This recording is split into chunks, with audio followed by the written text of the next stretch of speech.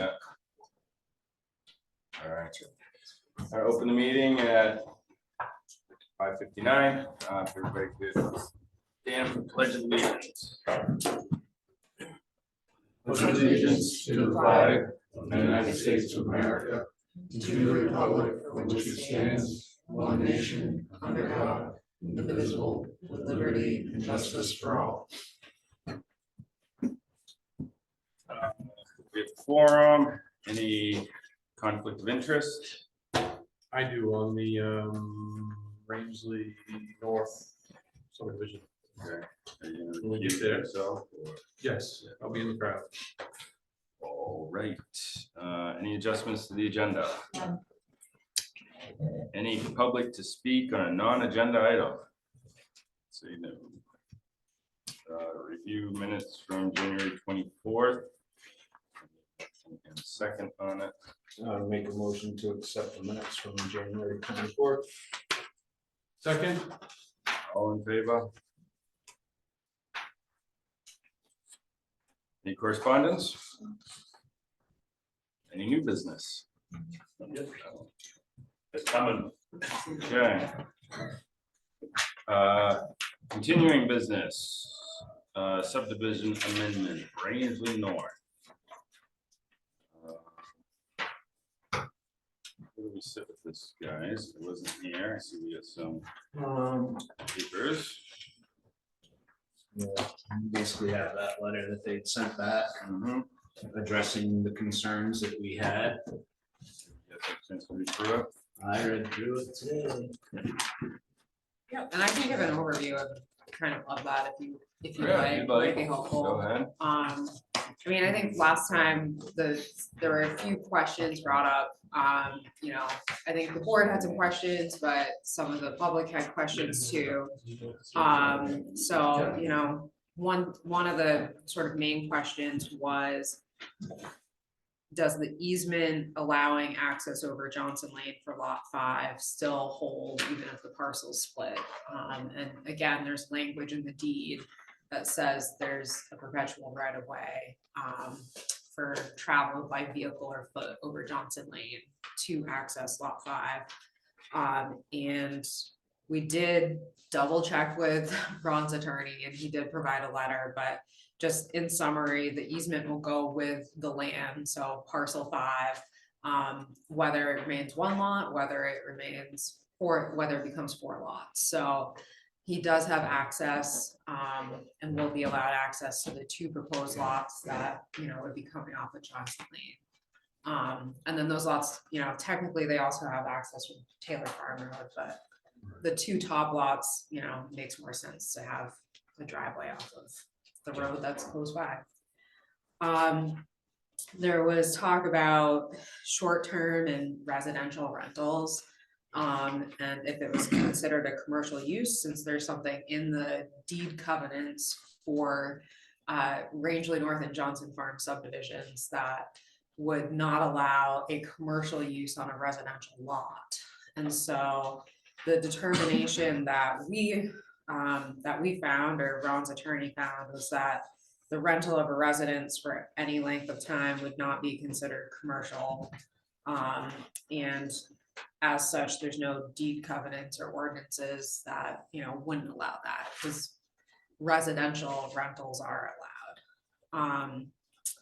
And just to kind of clarify too, like the rental situation a little bit, is that he's done a couple of longer term rentals to people in the past, and then does rent it out kind of on a, like, maybe 2 or 3 times a year. A few times a year, we'll rent it for like a week to somebody, but a lot of the dates that are blocked out. Are 'cause mine in the winter time. They come up and use it. Like I know when they were building the airport up there, they looked at the project manager, I think it was Turner, he rented my place for the whole summer. Because I have a farm, so I farm all summer long. So I says, yeah, go ahead. They called me and said, absolutely, you can use it. So Turner, I think project manager, one of the owners, rented the place for the whole summer.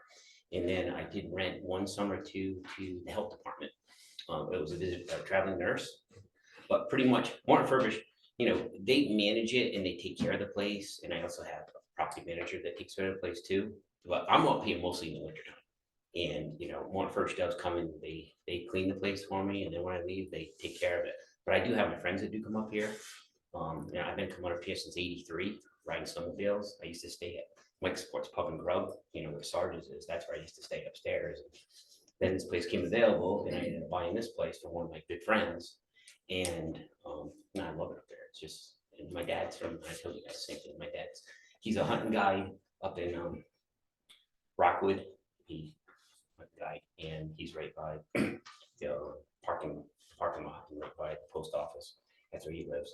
And my sister grew up in Portland, she went to the University of Orono. And you know, I got roots up here, and my other family's up at Fort Kent, so. Also, as an aside from the CEO's perspective, the town's attorney concurs with Esther's discussion. Well, I would agree with that too. The town doesn't have an ordinance on Yeah. short-term rentals. Right. Yeah, and last time when it got brought up, that's what it sounded like to me, and I was like, I don't recall that, but You don't have an at ordinance. on the short-term time, I rentals. was kind of like, I So don't know. the state law says if you have a residential, single-family home on residential property, you can do whatever you want with it. You can rent it for a day, a week, a month, doesn't matter. Yeah. So. There are also some questions just about, I think, the stormwater phosphorus and then the DEP permit and like the perpetual maintenance of the stormwater features. So first off, you know, we did prepare phosphorus management plan and stormwater management plan. Kind of the really brief overview is that, you know, we met our phosphorus budget. So there's some mitigation that Ron needs to do on his personal lot that he'll retain in order to make that work. And as part of the DEP permit, before the lots are sold, they're actually required to report to DEP that the mitigation was done. So that's kind of an assurance for that aspect. The other side of it, so we do have the two upper lots, so 1 and 2 will have 100-foot forested buffers, so that's how treatment will be provided on those. Those are deed restricted, so it'll be in the deeds for the property. And there are no disturbance buffers, just like the buffers around Johnson Farm are supposed to be. So within the area that's like the shaded hatched area, there's no tree clearing allowed. We did leave a little strip kind of down below, so they might be able to clear a little bit more out for their view, but we were able to meet phosphorus with those buffers. Lot 5-3 has a rain garden just because it's mostly open anyway. And it didn't make sense to like replant. So that rain garden has to be inspected when it's constructed. And then for all of the BMPs, the buffers and the rain garden, once somebody owns those lots, it will be in their deed that they're the individual responsible for maintenance because it's on their specific lot versus something that like an HOA would be taken care of. And they're gonna have to report to the main DEP as part of that permit. So they're supposed to inspect it every year, which for a forested buffer, it's pretty easy. And then every 5 years, there's like a recertification inspection that takes place. And DEP sends out notice like when that is supposed to occur. So that's how the whole stormwater plan kind of works. These lots, they're part of the bigger subdivision, and they'll be part of the subdivision, but they're going to maintain their own stormwater features. So. And you have to inspect that and certify it. Yeah, Once it's for the- completed, Yeah. send that to DEP. Once the rain garden's completed. Right, when the rain garden's built, so that's all part of that plan. And I do have to put placards around the building envelope. That's a requirement too. So basically the area that's cleared for my kids' lots, I will have to post placards around that just to identify that that's the buffer area, that it's a no cut area. Yeah, so everything gets marked. Yeah, it has to be. And is written right in the deed, so if the lot get, you know, in the, say 50 years from now, the lot gets sold, like. There's something in the deed saying that the next person can't clear this area either. Because that goes with the land.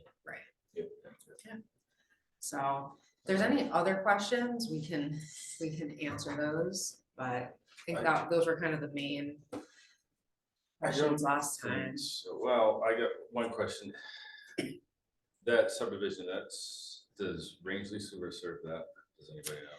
Or is I it don't all private believe so, sewer? it's No, private sewer. They don't go up Yeah. that far. So I was just looking at, because we got the letter from the fire department, we got the letter from the police department, we don't have sewer, we don't need the letter. You don't need a letter Yeah. of septic.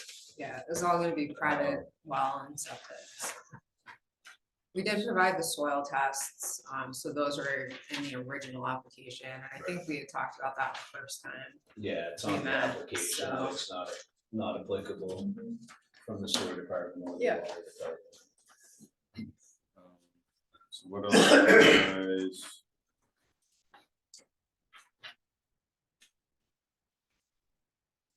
What else do you guys think here?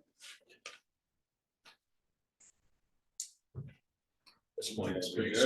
straight, it's pretty All straightforward. right, so we'll go through this findings of fact worksheet.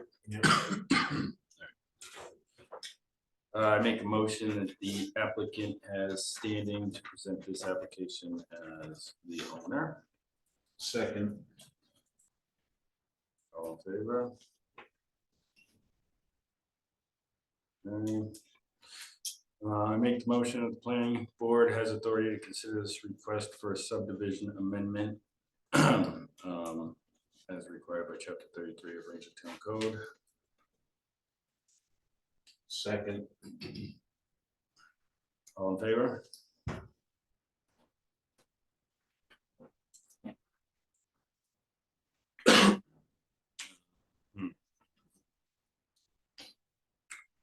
Let's see, the planning board finds a proposed amendment.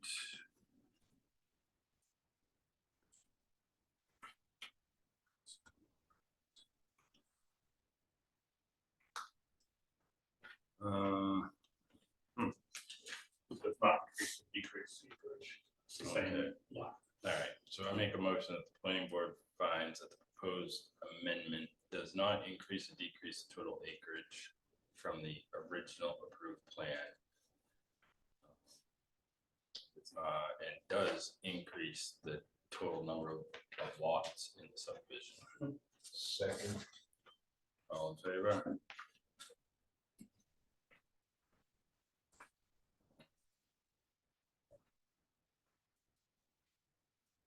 Planning board, I make a motion that the planning board finds that the proposed lot dimensions do conform at a minimum to the requirement of the zoning ordinance, section 33.8.5.2. Second.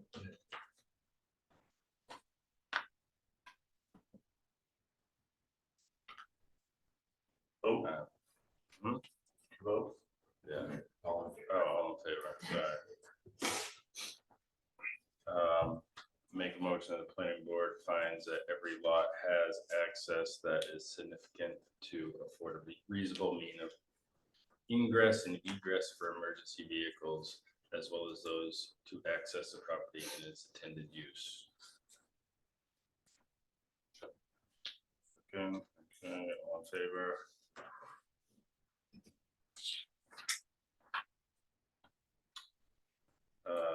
Let me see.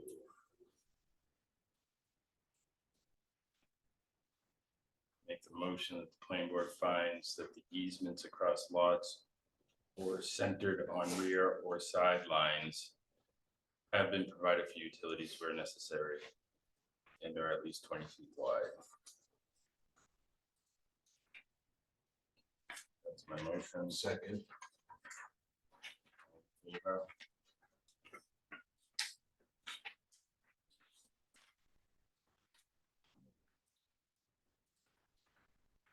Make a motion that the planning board finds the proposed amendment does not modify. Oh. It's not my motion.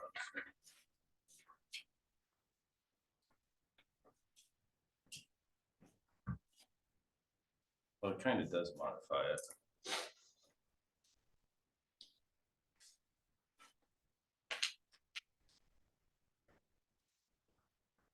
Okay, I'll make the motion that the planning board finds the proposed amendments does modify the original approved plan, notes and studies regarding environmental factors, including but not limited to solid waste, erosion, floodplain, wetlands, streams, brooks, phosphorus, and other natural values.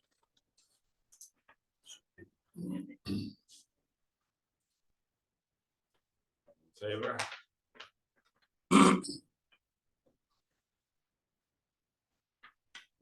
Make the motion that the planning board finds that the subdivider has adequate financial and technical capability to meet the standards of this subdivision approval. Second. All in favor? You guys want to put any conditions on this? Like no further splitting lots or something?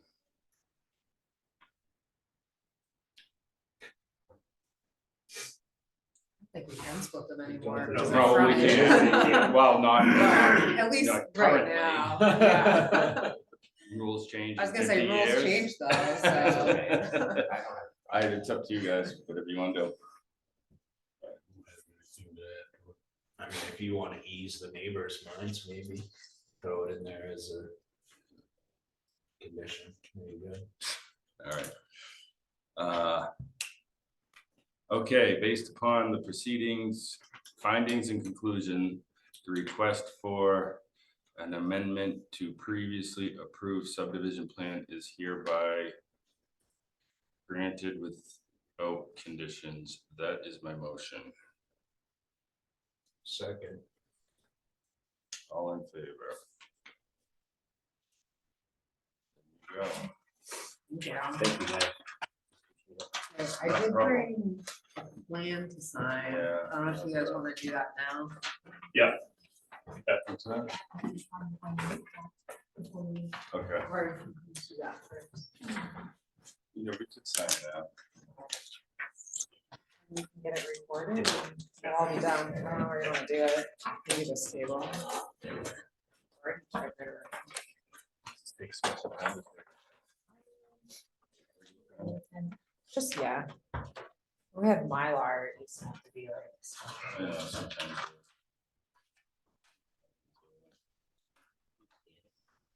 What's the date today? The 14th. 14. Oh, yeah. okay. Valentine's Day. You control? Anybody in the doghouse? Waiting. I've been at planning board meetings 2 nights in a row. Waiting for somebody with something? I'm in the doghouse. Yeah, you're in Maine. Have you got good news? Yeah.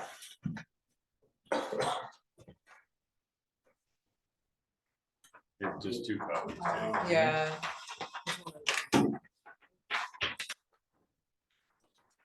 So Johnson Farm and Ramsey North gonna continue to be 2 different subdivisions, or is it gonna be, is it? It's kind of awkward because they're both under one DEP permit. But yet Johnson Farm isn't part of, say, the stormwater maintenance, if that makes sense. But because they are like permitted that way, they kind of have to stay that way. Unless, you know, somebody was to change it, and I mean, Rangeley North has access. And, you know, they have lots that'll be off of Johnson Lane, Right. it's like the continuation, Right. so. They're more or less like one subdivision at separate, they do share the products as well, so. It took almost 2 years to redo that application deed. Long time, right, sir? Yeah. All right, moving on here. Thank you. Thank you. Oh, thank you. You. Subdivision application. Subdivision application, Rangeley Workforce Housing. So I suppose we need to accept the application as complete and schedule a public hearing. So before you do that, enter into the record 2 pieces of comment. One is a list of project goals and commitments. And the big commitment that they have made is if there is substantial change, they can't get an affordable work housing funding, that they will come back to the planning board for additional approvals or. And they also committed to the fact that this was not being set up as a section 8 voucher housing project. Okay. The second thing is, as a result of the public hearing, there were issues dealing with sewer and grease pit capture. They worked with the Blanchard Engineering Group, worked with Ryan and Dale, actually at length, to design a completely new sewer system that is approved by the sewer group. And it goes to Allen Street, as opposed to going to Loon Lake as they requested. And the second piece is they designed and approved a grease capture pit that would be a community one rather than individual ones. And again, that was part of what Ryan and Dale had asked for, and they have approved these plans. Well, we got the information on that.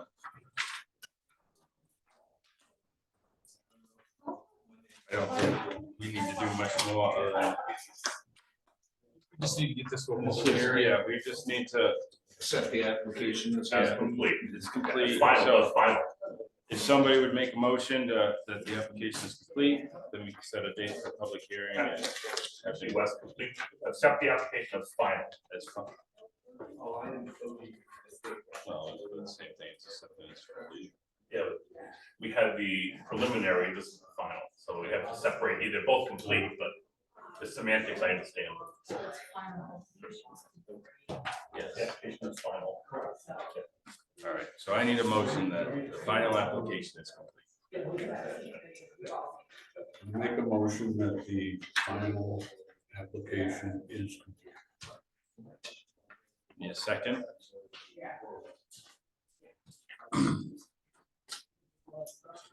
I'll second that.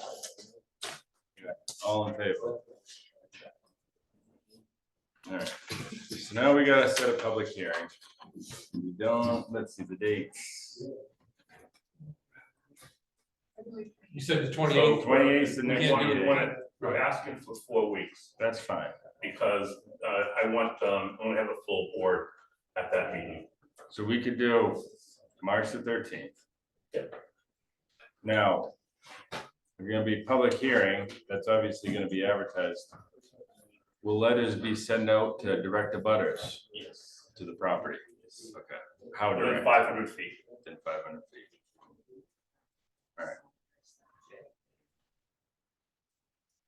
All right, so we got a, well, that's gonna be a motion anyway, so let's make a motion for public hearing on March 13th at 6 p.m. with letters sent out to the direct abutters. That's my motion. Second. All in favor?